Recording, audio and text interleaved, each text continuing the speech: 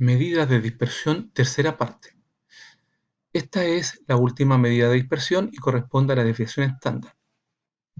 La representamos con la letra griega sigma.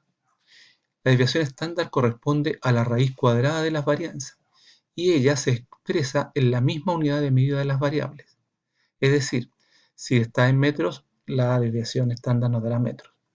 Y nos muestra qué tan cercano o lejano está ese valor con respecto al promedio en el conjunto de datos.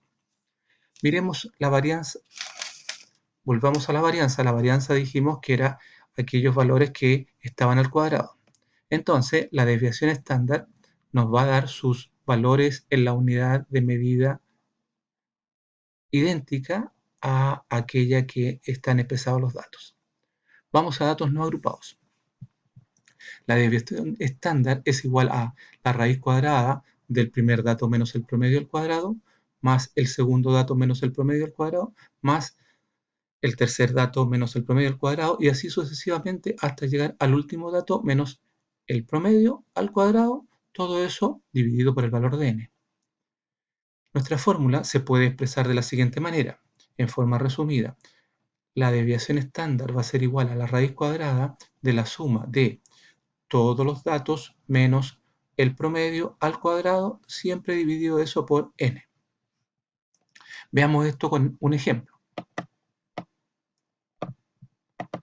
Tenemos, en el ejemplo anterior se pedía calcular la varianza para las edades de 5 niños, 4, 6, 8, 12, 15, y la desviación estándar va a ser calculada de la siguiente manera. Recordemos, la varianza nos resultó 16 años cuadrados. Entonces, la desviación estándar va a ser la raíz cuadrada de 16, lo que corresponde a 4 años. ¿Qué significa eso? Esto significa que los datos se dispersan 4 años en relación a la media o el promedio. Veamos la desviación estándar para nuestros datos agrupados.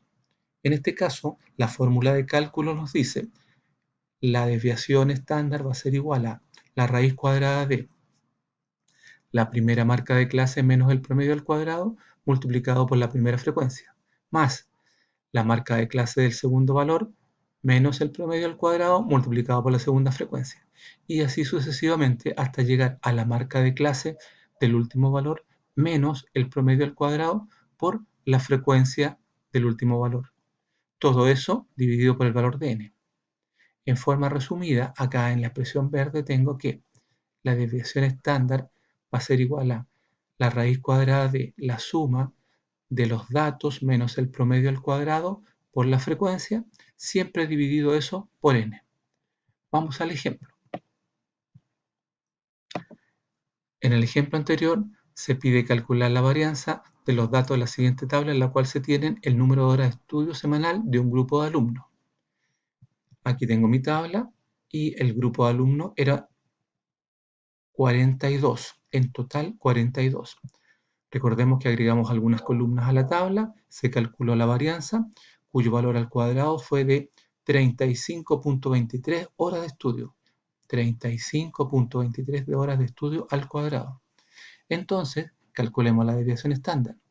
Eso significa la raíz cuadrada de 35.23 nos da una desviación estándar de 5.93 horas de estudio.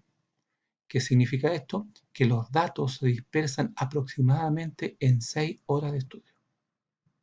Bueno, las medidas de dispersión, recordemos, son 4 y ellas son el rango, la desviación media, la varianza y la desviación estándar. Confecciona un resumen con tus fórmulas de cálculo, porque con ellas vamos a enfrentar el último taller, o sea, el taller 1 para la nota que corresponde al 50%. En el texto en la página 14 hay algunos ejercicios para resolver a forma de refuerzo.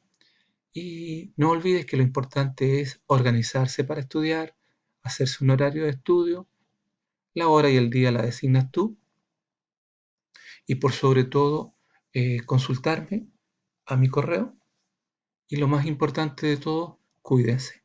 Nos vemos muy pronto.